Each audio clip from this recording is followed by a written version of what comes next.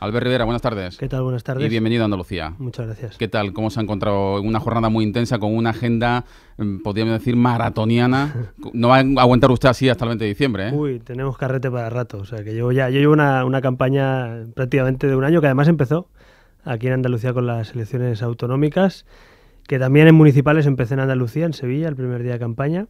Y bueno, ahí me he reunido con el grupo parlamentario de Ciudadanos en el Parlamento, un día intenso, efectivamente, he empezado también con algunas entrevistas en la televisión pública, rueda de prensa en el Parlamento y también un día en el que la resaca política viene marcada por esos presupuestos, ese acuerdo, ¿no? Ese preacuerdo de trámite de los presupuestos autonómicos, que yo creo que es un pequeño oasis, un pequeño respiro de buenas noticias dentro de una etapa política convulsa. Ahora hablamos de los presupuestos, pero antes que nada me gustaría saber qué sensaciones se lleva de esta jornada en Andalucía, del contacto con la prensa, con la ciudadanía por la calle. ¿Qué se lleva de Andalucía? Bueno, a ver, yo la verdad es que no soy novato en Andalucía, de hecho tengo madre malagueña y abuelos malagueños y conozco perfectamente la comunidad, ¿no? Y he venido otras veces. Lo que sí que es cierto que detecto mucha expectativa, ¿no?, sobre Ciudadanos, que coincide bastante con lo que veo en otras comunidades autónomas. Sé que el papel que estamos jugando en el Parlamento era un papel complejo, un papel de una oposición responsable, de una oposición que no dice que no a todo, sino que a los temas importantes se sienta a la mesa a hablar con el gobierno y que también hace una crítica dura y un control al gobierno pues en asuntos de corrupción, en asuntos de regeneración democrática o en asuntos en los que discrepamos, ¿no? Pero bueno, sé que ese papel lo he detectado hoy en el Parlamento y en esa rueda de prensa con tanta expectativa, pues soy consciente plenamente que el papel que juega Ciudadanos y Juan Marín en Andalucía es fundamental para la gobernabilidad, es fundamental también para ejercer un control al gobierno distinto al que ha hecho el Partido Popular en los últimos 30 años en la comunidad. Pero bueno, asumo el reto, creo que las cosas van muy bien, las expectativas generales pues dicen que pueden ser incluso los resultados bastante mejores incluso que las elecciones autonómicas, que ya fueron muy buenos, así que de momento contentos con el trabajo hecho. Su visita no puede ser más oportuna, toda vez que hoy un Consejo de Gobierno Extraordinario de la Junta de Andalucía ha aprobado los presupuestos para 2016 que van a contar gracias al apoyo de Ciudadanos. En un momento, señor Rivera, en el que la Unión Europea ha cuestionado seriamente los presupuestos nacionales para el próximo ejercicio y que va a aprobar en solitario el Partido Popular, ¿cómo valora este acuerdo político en Andalucía? Bueno, pues yo lo catalogaría de eso, de un respiro, ¿no? Una buena noticia dentro de una política muy convulsa. Yo creo que dentro de todo esto había gente que me decía la rueda de prensa, bueno, han hecho ustedes esto pues muy rápido, de una manera muy tranquila, sin aspavientos, sin estira y afloja, sin demasiada pugna política, ¿no? Y es verdad que la relación ha sido fluida, que nos pusimos de acuerdo en un tema que no era fácil, porque el PSOE no quería bajar el IRPF y era un tema notorio, pero yo creo que los andaluces merecían, después de más de 30 años, menor presión fiscal a las clases medias y trabajadores. Lo hemos logrado en ese acuerdo, y también políticas sociales, ¿no? Dependencia, más partidas presupuestarias a educación, a sanidad, y también una ayuda a autónomos y pymes. Yo creo que podemos decir, no son los presupuestos de Ciudadanos, son los presupuestos del PSOE, hay que reconocerlos, pero la introducción de las enmiendas y de los acuerdos de Ciudadanos van a dar unos presupuestos más sociales y de reactivación económica. Así que yo coincido en eso con la presidenta de la Junta de Andalucía, en que dentro de la discrepancia, en los temas importantes nos tenemos que poner de acuerdo, y quizá eso ya nos alumbra también una nueva etapa política en España que vendrá después del 20 de diciembre, donde no habrá mayorías absolutas, donde habrá que dialogar mucho, donde se acaba la prepotencia de quien gana y también el respeto a quien está en la oposición. ¿De qué se siente más orgulloso? ¿De la bajada de impuestos, de la ayuda a la dependencia, del dinero que se va a destinar a las pymes? Hombre, yo creo que son dos patas de del mismo éxito, ¿no? Es decir, al final yo soy de los que pienso, y Ciudadanos es un partido que piensa que hay que reactivar la economía, que hay que crear riqueza para luego poder repartirla y tener bienestar. Y esa es la lógica de las enmiendas. Primero, creemos que si la gente tiene más dinero en el bolsillo, si cuando llegue la nómina y tiene más dinero en el bolsillo, con esa baja de 2 puntos del IRPF, va a poder consumir más, vamos a recaudar más y vamos a poder impulsar políticas sociales. La ley de dependencia es un tema especialmente sensible, ¿no? Porque hay mucha gente que con los recortes de estos últimos años ha visto muy damnificada, ¿no? Por esos recortes. No vamos a solucionar todos los males. Estos presupuestos, insisto, no son los que querría Ciudadanos. Sabemos las restricciones que tenemos todavía presupuestarias, pero sí que es verdad que son más expansivos en políticas sociales, o por ejemplo crear nuevas plantillas en educación o en sanidad después de tantos años de recorte. Creo que es una buena noticia. Y finalmente, quizá porque soy hijo de autónomo y nieto de autónomo, es algo que también agradecerá a muchos autónomos, especialmente ese plan de ayuda al autónomo y a la pyme andaluza, para quien tiene un sueño, quien tiene una buena idea, quien tiene ganas de contratar a gente, lo pueda llevar a cabo y pueda ser la Junta también quien eche un cable y lo ponga un poquito más fácil con incentivos fiscales, me parece una buena noticia, ¿no? La presidenta de la Junta sostiene que este presupuesto marca un camino en el resto del país, y no solo porque se bajen los impuestos a los trabajadores y a las clases medias y blinde el estado del bienestar. Por eso le pregunto, ¿cree usted que con este acuerdo sobre los presupuestos Susana Díaz lanza un mensaje a su secretario general Pedro Sánchez de que el aliado natural del PSOE es Ciudadanos y no Podemos?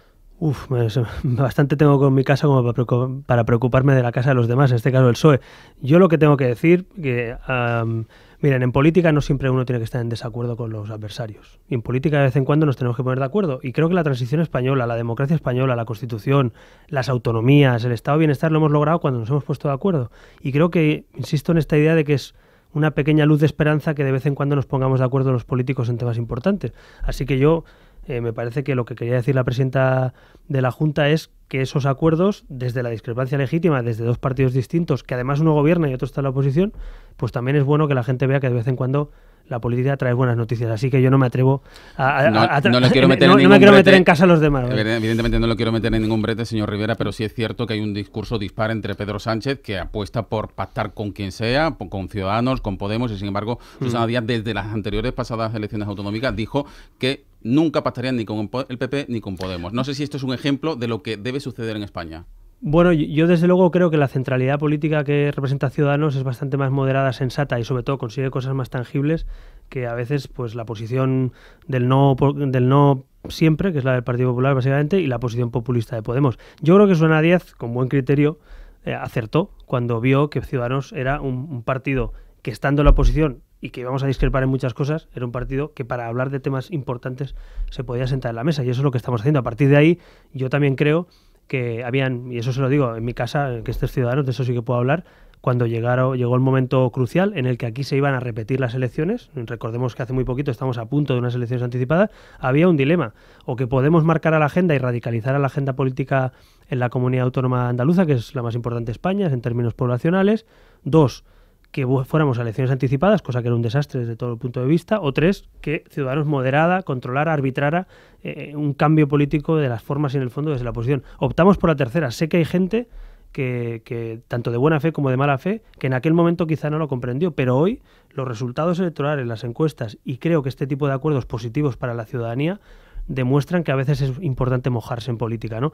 Así que Ciudadanos vino para esto también, para mojarse desde la oposición. Cuando nos toque gobernar, espero encontrar también, si me toca presidir un gobierno, encontrar también en otros partidos la misma responsabilidad que encuentro hoy en Ciudadanos estando en la oposición, y por tanto creo que es una buena línea de trabajo, ¿no? Ahora hablamos de expectativas electorales, pero por cerrar este capítulo, frente al mensaje que ustedes quieren proyectar de oposición útil, está también la crítica de la oposición, de PP y Podemos aquí en Andalucía, especialmente los populares, que le acusan de ser la muleta del PSOE tras 33 años de gobierno.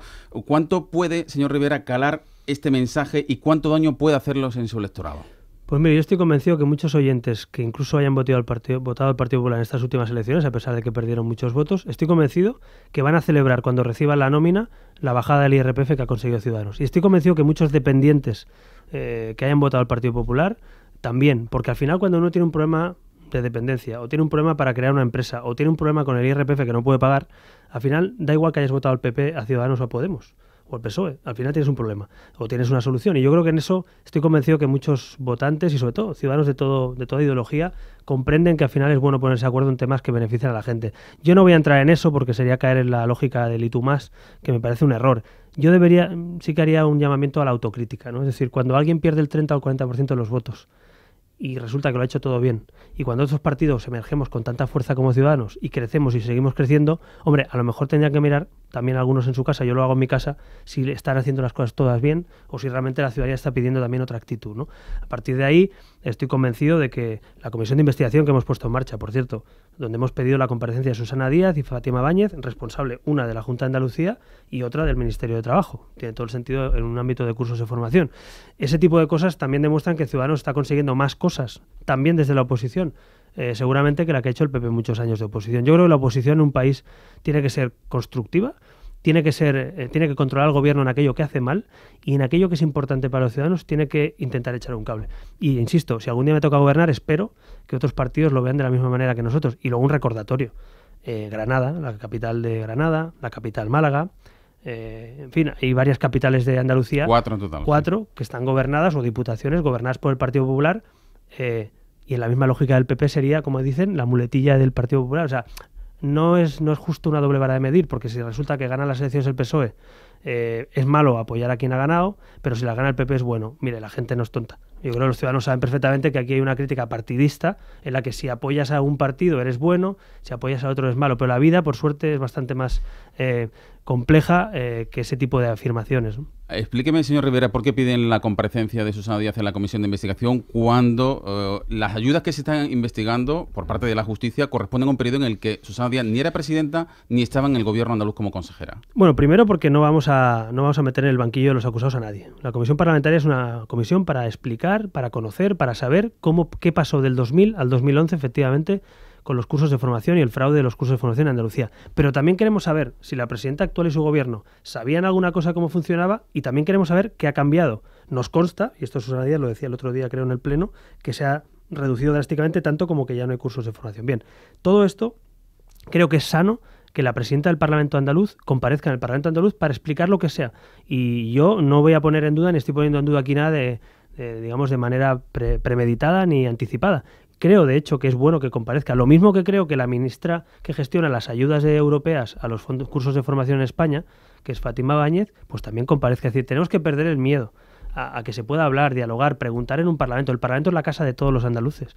Por tanto, no hay que tener miedo a eso. Por eso nosotros, en esa lista de comparecencias, no hemos querido excluir a nadie, tampoco hemos hecho una batalla partidista, y espero que el PP y el PSOE apoyen esa lista conjunta que nosotros promovemos, donde todos los responsables políticos, sean de 2000 a 2011 o actuales, pueden explicar. Le voy a poner un ejemplo en Cataluña donde yo sí que lo he vivido. Nosotros hemos hecho comisiones de investigación en Cataluña. A nadie se le ocurre pensar que en Cataluña Artur Mas, por poner un ejemplo, aunque no fuera el presidente de la Generalitat durante la época Pujol, no diera explicaciones de cómo veía aquel asunto, qué sabía y cómo se hacen las cosas actualmente. Y lo mismo hicimos con algunos ministros que también tenían alguna responsabilidad en Interior o en la política, digamos, de fraude fiscal. Entonces me parece que es sano y normal. Lo que pasa es que llevamos demasiados años en los que los que gobiernan se piensan que no tienen que dar cuentas o pasar por una comisión. Y yo creo que eso es lo que ha cambiado, y por tanto, por esos motivos, vamos a preguntar, a saber, a conocer qué opina la presidenta de la Junta, qué sabía, qué no sabía, y lo mismo con la ministra, ¿no? Uh-huh. Fijemos la fecha del 20 de diciembre. Usted dice que tiene carrete para llegar a esa fecha subrayada en el calendario. Energía, sobre todo visto la agenda que le han puesto hoy en Andalucía. Bueno, ¿qué expectativa tienen en Andalucía? ¿Creen ustedes que pueden superar al Partido Popular aquí en esta comunidad? Hombre, no olvidemos que el Partido Popular sacó en las últimas elecciones el resultado más... 33 diputados, 25 el PSOE. Efectivamente, son números muy grandes, ¿no? Ciudadanos sacó un 9% en las últimas autonómicas. Para ser realistas, evidentemente que el bipartidismo, aunque va a bajar... Bueno, hace poco hemos visto una encuesta de Metroscopia en Valencia que hay un vuelco. Sí, eso dice la encuesta de Metroscopia. Yo soy muy prudente. Las encuestas cuando son buenas y cuando son malas. Es cierto que en Valencia nos dan eso, que en Madrid nos dan segunda fuerza política, que en Cataluña ya hemos ganado al PP y al PSOE juntos y a Podemos en las elecciones. O sea, yo soy prudente, sé que estamos creciendo mucho, no me atrevo a hacer un pronóstico, pero sí que creo que lo que sacamos en las últimas autonómicas es el primer paso de todavía un mayor crecimiento de ciudadanos en Andalucía. Creo que tenemos recorrido, creo que la gente, por los sondeos que estamos viendo, nos sigue dando crecimiento. Vamos a ver cuánto, ¿no? En todo caso, soy consciente que los 60 escaños que se reparten en Andalucía son fundamentales para la mayoría en el Congreso de los Diputados y para gobernar España. Así que, evidentemente, no engaño a nadie, y tampoco soy tonto, tanto por la importancia política, económica y social que tiene Andalucía como por la importancia que tiene el sistema electoral y político. Así que, bueno, ya he anunciado hoy también que, por ejemplo, el día 7 de noviembre vamos a presentar nuestra reforma institucional y democrática de España en Cádiz. Y lo hacemos en Cádiz por dos motivos. Primero, porque Andalucía es importante para España. Nadie puede gobernar España de espaldas a Andalucía. Yo creo que eso lo sabemos todos, por lo menos yo lo tengo claro como candidato a la presidencia del gobierno. Y también sabemos que Cádiz es el símbolo, ¿no?, del constitucionalismo europeo y de la modernidad de Europa hace 200 años, ¿no? Así que me parece que Ciudadanos está confiando en Andalucía también para sacar buenos resultados a nivel nacional. Somos conscientes que es una comunidad compleja por su dispersión territorial, por su gran territorio, por sus 8 provincias, por su situación geográfica. Pero para nosotros es un reto que asumimos y la verdad que creo que vamos a superar los resultados de las autonómicas. Ahora hablamos de la reforma constitucional que va a presentar usted el 7 de noviembre, ¿verdad? Sí, es una reforma institucional, o sea, es más que una reforma constitucional, es una reforma de las instituciones, del sistema democrático, pero también hablamos dentro de esos capítulos de una reforma constitucional. Ahora hablamos de ello, pero ¿pacharán ustedes con el PSOE o con el PP tras el 20 de diciembre? Bueno, primero esto es como jugar al cuento de la lechera, es decir, habrá que ver quién gana, porque como usted decía hay una encuesta... ¿Pero el abanico está abierto? Bueno, el abanico está en 2 puntos, estamos 3 partidos, según Metroscopia, y la última encuesta de TNS en 5 puntos estamos 3 partidos. Entonces, sinceramente, creo que esto está tan abierto que es difícil de prever. ¿Y entonces, es Mariano Rajoy un obstáculo para pactar con el Partido Popular? No, yo creo que cada uno tiene que asumir sus candidatos. Es decir, lo que no podemos hacerle los demás son las primarias al PP, ¿no? Entonces, si el PP no hace primarias y escoge a Rajoy, quien quiera 4 años más de Rajoy, pues que vote a Rajoy. Pero estoy convencido de que hay muchos españoles que no quieren 4 años más de Rajoy, que quieren abrir una nueva etapa política, y creo que Ciudadanos es una alternativa sensata a eso. Pero de verdad, yo creo que al final tenemos que presentar proyectos que gane el mejor, que la gente escoja, que hagamos debates, que también es otro tema que está en debate, valga la redundancia estos días, de hacer debates, de dar la cara. Yo creo que hay que hacer debates, hay que dar la cara, hay que presentar proyectos, y yo sí que me comprometo a una cosa. Yo me comprometo a no estar en un gobierno si no lo presido, es decir, yo no voy a ser ministro ni vicepresidente de un gobierno en el que no crea o que no sea mi proyecto. Eso sí, desde la oposición, si hace falta debatir cosas importantes, lo haremos. Y si ganamos, lo mismo le digo, me gustaría gobernar, me gustaría tener un equipo, tener un rumbo. ¿Debe gobernar la lista más votada, señor Rivera? Bueno, la lista más votada, como ustedes saben, cuando hay 2 partidos, pues tiene una lógica, pero cuando hay 4, 5, 6 o 8, pues es distinto, ¿no? En todo caso, esa lógica se rompe cuando la lista más votada puede tener un 22% de los votos. O sea, eso le pregunto porque hoy el expresidente socialista Zapatero ha estado en Sevilla y ha dicho que él respetó y hubiese respetado la lista más votada cuando se presentaron las elecciones, pero que tras el 20 de diciembre las cosas pueden cambiar. No sé si usted ve un escenario diferente a los pasados comicios. Mira, yo lo que creo en el sentido común, y el sentido común dice que si un partido tiene mucha diferencia de votos con otro partido, si un partido consigue mayoría prácticamente absoluta y el siguiente partido, que es lo que pasó y lo que pasa en España muchas veces, se queda a 50 escaños, a 80 escaños o a 70 escaños, tiene mucha lógica que ese partido intente gobernar. Lo que pasa es que el panorama está muy distinto. Estamos en un formato de 3 partidos o 4, que van a estar, parece ser, más igualados de lo que algunos piensan, en el que el partido que más escaños tiene igual tiene 120 o 130 de los 350. Entonces, esa lógica de la lista más votada ya no sirve por una lógica, porque la lista más votada a lo mejor tiene el 25% de los votos y el otro 75% no le apoya. Por tanto, se trata de ganar y se trata de seducir, dialogar y conseguir apoyos. Quien gane, pero no sea capaz de dialogar o de seducir a otros partidos o de crear un proyecto común, no va a poder gobernar. Yo soy consciente que si ganamos las elecciones nosotros, si no soy capaz de buscar apoyos en la oposición, no voy a gobernar. Por tanto, espero y deseo que los demás rivales tengan claro eso también, que no se puede gobernar de espaldas a la oposición del 70% de la Cámara o del 80%, ¿no? Y yo creo que eso es lo que va a cambiar. En eso estoy de acuerdo con lo que dijo el presidente Zapatero, en eso concreto, es decir, que va a cambiar el panorama. O sea, y que eso... la segunda y tercera fuerza pueden pactar y derrocar a la más votada si hay un estrecho margen de votos. En democracia gana la mayoría y por tanto la regla de la mayoría es la que sigue existiendo. Nadie entendería que la mayoría no fuera la regla democrática. A partir de ahí, también le digo, se lo he dicho al principio, tiene todo el sentido del mundo que quien consiga un resultado victorioso y con mucha distancia de los demás partidos, pues intente formar gobierno. Lo que pasa es que yo vaticino que esto va a estar más apretado de lo que algunos piensan. Bueno, no vaticino, lo estoy viendo en las encuestas que se publican, que el partido que gane las elecciones lo va a ganar con 7 millones de votos a lo mejor. Recuerden que el PP tenía 11 y llegó a tener 11 y pico, Zapatero 11 millones y pico de votos, y estamos hablando de ganar con 7. Por tanto, el panorama político cambia, vamos a una nueva etapa política, las gafas de la vieja política y de los rojos y los azules ya no sirven, y esa nueva etapa creo que es buena que la intentemos liderar partidos nuevos y en este caso partidos que desde el centro pueden dialogar con los demás partidos. Creo que Ciudadanos lo está demostrando aquí en Andalucía, pero también lo vamos a demostrar seguramente en otras partes de España en los próximos meses. Somos capaces de dialogar y de sentarnos en la mesa y llegar a acuerdos. La España del futuro pasa por eso. La España del futuro no pasa por una España luchando contra otra parte de España, sino pasa porque los temas importantes del país nos pongamos de acuerdo. Reforma constitucional que usted va a presentar institucional, también me hablaba, sí, el 7 de noviembre en la ciudad de Cádiz, cuna del constitucionalismo. ¿Por qué modelo autonómico va a apostar Ciudadanos para intentar aplacar las ansias soberanistas catalanas y sobre todo las tensiones territoriales actualmente en España? Bueno, lo primero que debo dejar claro para que nadie se llame al engaño, que nuestra propuesta no pretende contentar ni a Artur Mas ni a Junqueras, porque no les vamos a contentar nunca. Es decir, ellos básicamente quieren dejar de ser españoles, quieren que los catalanes dejemos de ser españoles y quieren romper España. Entonces, vamos a hablar claro, la reforma que presenta Ciudadanos no es para contentar a Junqueras o a Mas, es para que la inmensa mayoría de españoles se vuelvan a sentir partícipes de nuestras instituciones, de nuestra democracia, de nuestro sistema de partidos, de nuestro sistema electoral.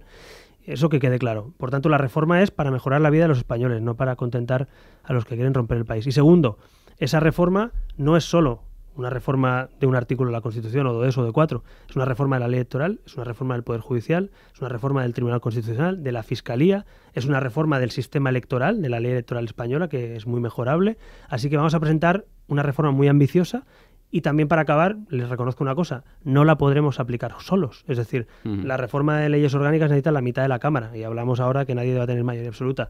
La reforma de la Constitución necesita 2/3 de la Cámara, por tanto, mínimo, se necesitan 3 partidos para reformar la Constitución. Así que Ciudadanos va a presentar su hoja de ruta, digamos, de reforma democrática, Y una última reflexión, no se pueden reformar todas estas cosas pensando en un cuarto de hora, hay que reformarlas pensando en una generación. La Constitución que nos dieron nuestros padres constitucionales y nuestros padres en sentido literal, nos la dieron pensando en 40 años o en 30. Hemos llegado ya al final de ese trayecto, de esa generación, y a nuestra generación nos toca seguramente reformar también para otros 30 o 40 años de un sistema saneado, democrático. Así que la reforma que planteamos, insisto, va más allá de una reforma puramente constitucional, sino que es una reforma, un saneamiento del sistema democrático. Bueno, y respecto al debate territorial, ¿cree usted que el café para todos está caduco? ¿Vamos a una España asimétrica? No, yo no confío. Mire, yo soy catalán y no quiero privilegios ni para mi tierra. Y se lo digo así de claro. Ni quiero cupos, ni quiero cuponazos, ni quiero privilegios para nadie. ¿Comparte la reflexión de la presidenta de la Junta que dijo que hay que moderar o modular el cupo vasco? Sí, incluso yo voy más allá. Yo creo que hay que hablar claro. Hay que decir que hay que incorporar las haciendas forales al sistema de financiación autonómico y tenemos que ir a un modelo de corte federal como el alemán, a nuestro juicio, donde el sistema, digamos, de diputaciones y el sistema, digamos, a mi juicio, obsoleto en ese sentido, pues se incorpore un sistema de corte federal. Pero dicho eso, yo creo que una España a dos velocidades no tiene sentido. Mire, yo cuando venía de pequeñito a Andalucía, yo tenía 5 o 6 años y venía a Málaga, al Rincón de la Victoria, o a ver a mis abuelos, a poblaciones andaluzas, yo tenía la sensación de que había mucha diferencia entre Cataluña, se lo digo de verdad, mucha diferencia entre Cataluña y Andalucía a nivel de infraestructuras, a nivel económico, a nivel de poder adquisitivo. Por suerte, el Estado autonómico, bien entendido, también nos ha dado mayor igualdad en España. Yo no quiero renunciar a eso. Yo quiero que con mis impuestos los pague en Madrid, los pague en Barcelona, los pague en Málaga.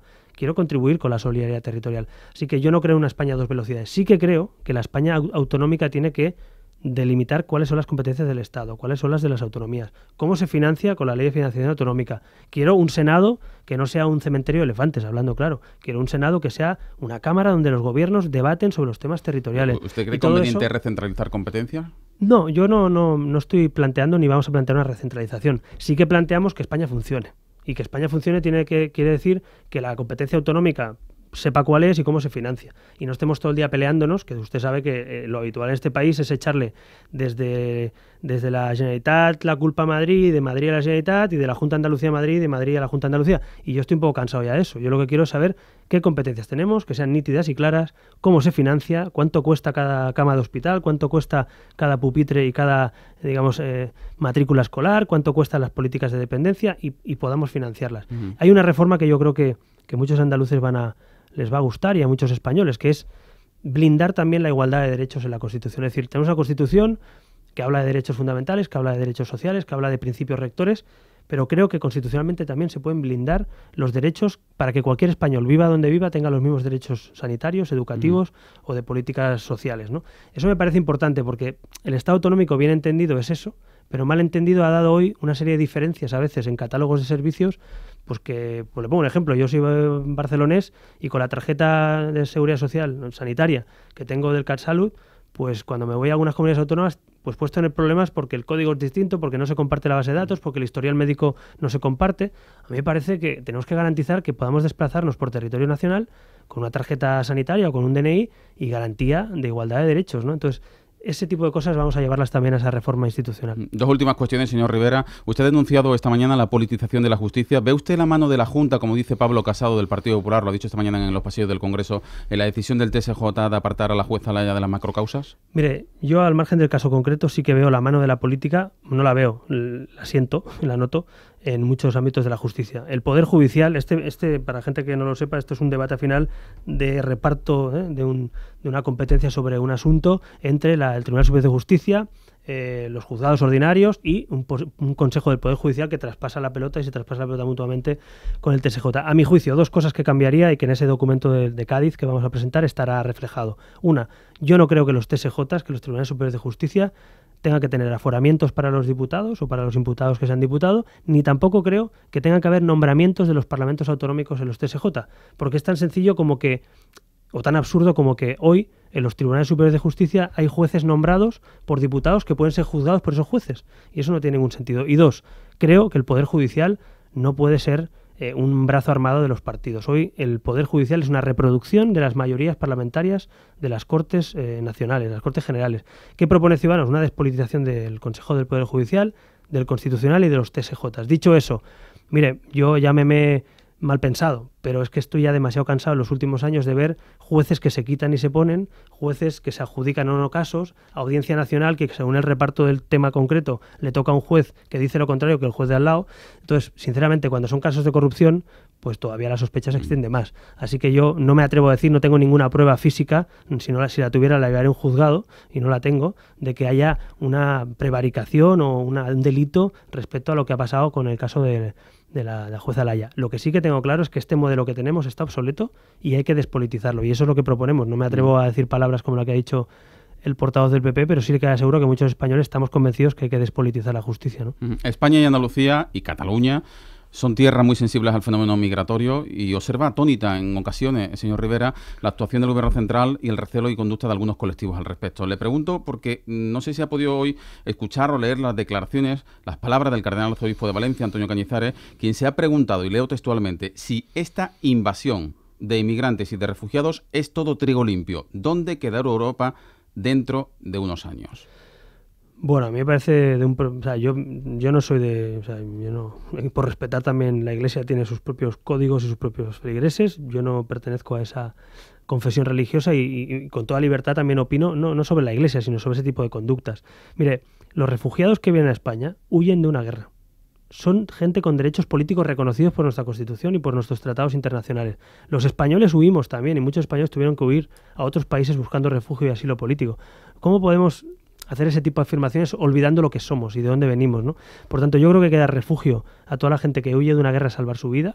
No tengo ninguna duda, creo que España ha hecho bien, aunque tarde, pero ha hecho bien, y Europa ha hecho bien, porque era vergonzoso lo que estábamos viviendo y lo que todavía vivimos. Y lo que también tengo claro es que esto que dice este señor arzobispo Antonio Cañizares, casualmente y preocupantemente, o sea, me preocupa, es lo mismo que dijo el señor Maroto y lo mismo que dijo Jorge Fernández Díaz. Es decir, la reproducción de lo que decía el ministro respecto a esta gente, y Maroto, el portavoz del PP, dijo que ojo con la gente que viene porque pueden ser islamistas radicales. Oiga, perdone, es el gobierno quien tiene que evitar que el islamismo, los radicales o los terroristas actúen o puedan hacer planes. Pero no podemos meterle la sospecha de islamistas radicales, de terroristas y este tipo de afirmaciones que lo hizo el señor Maroto o que lo ha hecho o lo ha insinuado el ministro de Interior, porque me parece una irresponsabilidad, porque van a venir miles de personas a España y pueden sufrir en algún momento ese tipo de brotes que por suerte no hemos visto en este país, pero que podrían reproducirse y que a mí me preocupa este tipo de afirmaciones. O sea, como hagamos la idea de que la gente que viene huyendo de una guerra son islamistas radicales y terroristas, pues realmente es una situación grave e irresponsable. Así que yo no comparto para nada eso y le pido al Gobierno de España que modere también a sus portavoces en ese sentido, porque hemos escuchado declaraciones muy gruesas de portavoces del Gobierno que en vez de protegernos del terrorismo nos crea alarma social respecto a refugiados, que seguramente el 99,9% no tiene nada que ver con ningún caso de esos, ¿no? Albert Rivera, muchísimas gracias, buenas tardes y mucha suerte. Gracias, buenas tardes.